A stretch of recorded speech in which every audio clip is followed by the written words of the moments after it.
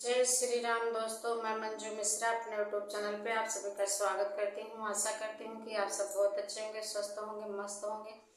दोस्तों, आज मैं आप लोगों को एक बहुत प्यारी सी लाचारी गीत सुनाने जा रही हूँ। हमारी ये लाचारी गीत कैसे लगी कमेंट में जरूर बताना और अपना ढेर सारा प्यार आशीर्वाद देना। जय श्री राम।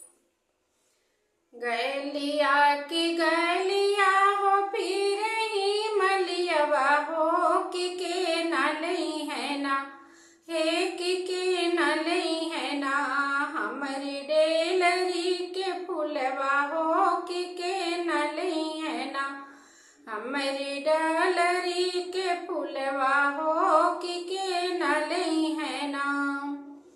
गलिया की गलिया हो फिर ही मलियवा हो कि के न लई है ना, हे कि के न लई है ना, हमारी डलरी के फूलवा हो कि के न लई है ना।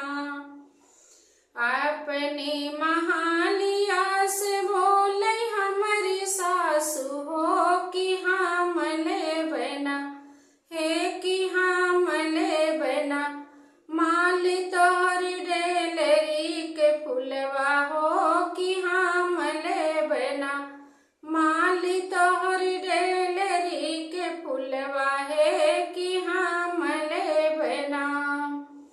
गलिया की गलिया हो फिर ही मलियवा है कि के न लई है ना, हो कि के न लई है ना, हमारी डलरी के फूलवा हो कि के न लई है ना, हमारी डलरी के फूलवा हो कि के न लई है ना।